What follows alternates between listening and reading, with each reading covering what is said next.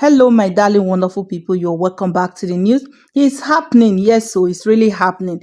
You go see and say, God raised Kemi to speak for Nigerians. Yes, to speak for the poor masses. And you go really see and say, they really get hot with these politicians because actually the way they are reacting to any little thing where she talk, you go really know say they hit them very hard. And waiting I not really understand is that these guys, they keep telling her to denounce her Nigerian name, her median name. What is the problem with her?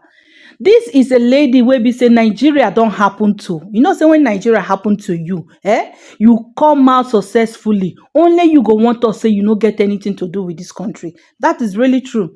And again, I don't know the reason why whatsoever she said, they pepper there for body. Already, them on their own, they disgrace this country on daily basis. The politicians are disgracing this country on daily basis with their actions. This one not be saying in actions. This one are actions where we say people know say yes.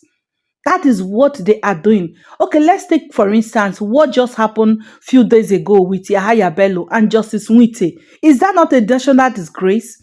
It's a national disgrace. Let's also talk about what Wike they do. Confirming what Kemi said, that Nigerians, they bring out policies where they say it go frustrate your life.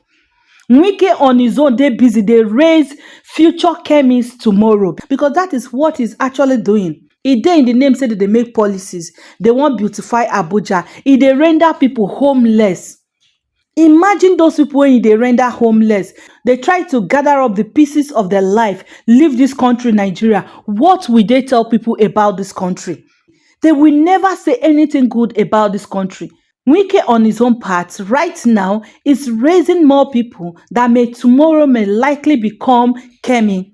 From her story, you would say that she's not from a poor home. But at the end of the day, she end up living the life of a poor person with all her experience and every other thing. Wait, make her just drop, make her hear her talk. I was born here, but I grew up in a place where fear was everywhere.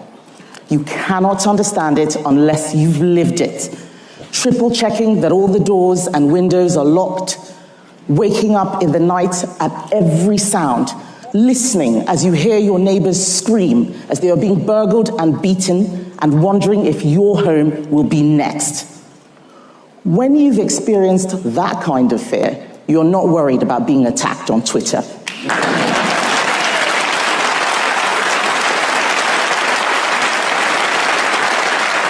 You appreciate how rare and precious it is to live in a country with security, democracy, equality under the law, and above all else, freedom.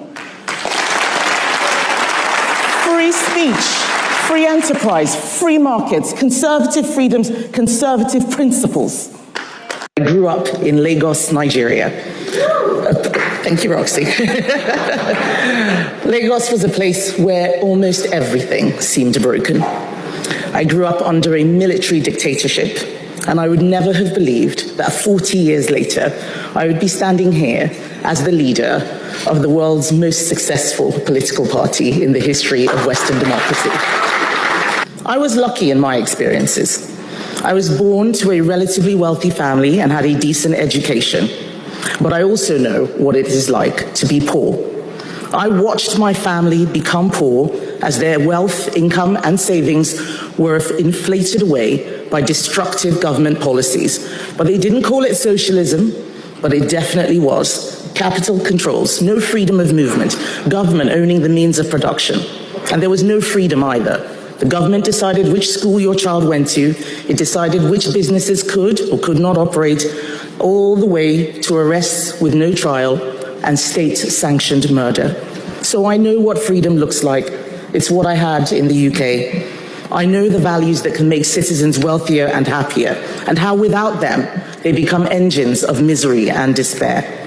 Classic liberal values, not left-wing liberalism, but classic liberalism of free markets, free speech, free enterprise, freedom of religion, the presumption of innocence and trusted institutions within the rule of law, and equality under the law, no matter who you are or where you come from.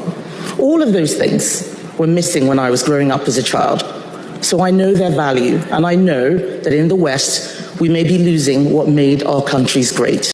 So, guys, you're welcome back to the news. Thank you all for tuning in to listen. I do really appreciate. Please help us to subscribe, like, and share our videos. Thank you very much. So, una don't hear Kemi, and from what she just said, you will know say really Nigeria don't happen to this lady.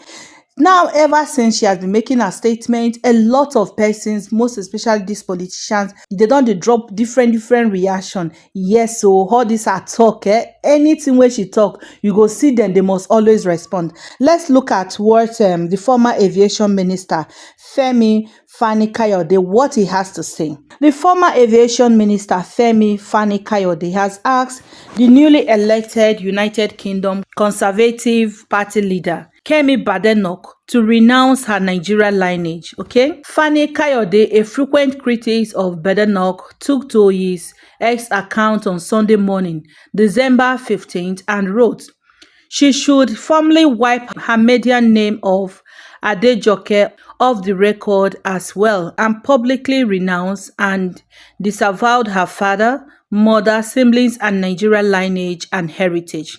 She does not want to identify with us, and we do not want to identify with her. She sees us as corrupt and evil, and we see her as a being, the devil incarnate, and a swarm of Satan. There can be no fellowship between us, but she can now be comfortably and legitimately described as public enemy number one of our beloved nation. So wetin me no understand be say, why all these politicians, why are they irritated? Why are they angry over any statement wey she drop? I don't understand why they should be angry. Number one, you did not make this country a very good place, conducive for your people to stay. And really, Nigerians are slaves in their own country.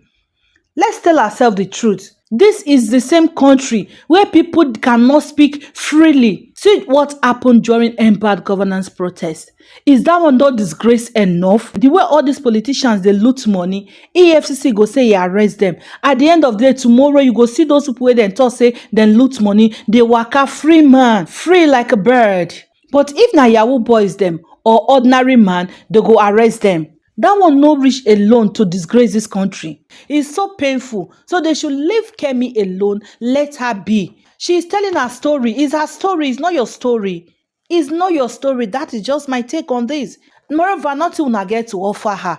So when I expect her now, after the government of Nigeria don't frustrate her finish, make her to live a miserable life in this country, she escape, succeed, go outside, make she go dey paint Nigeria blue. Nigeria is a very nice country. Sorry to burst your bubbles, is not possible.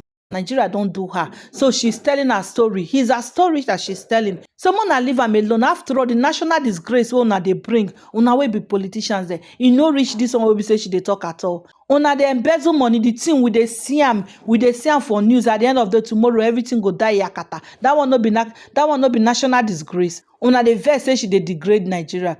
Una better leave her. If not, I believe she have a whole lot to pour out. So my country people, I go like make una throw matter put for this talk. Feel free to drop your comments with us in the comment section. Don't forget to like, share, and subscribe to our channel.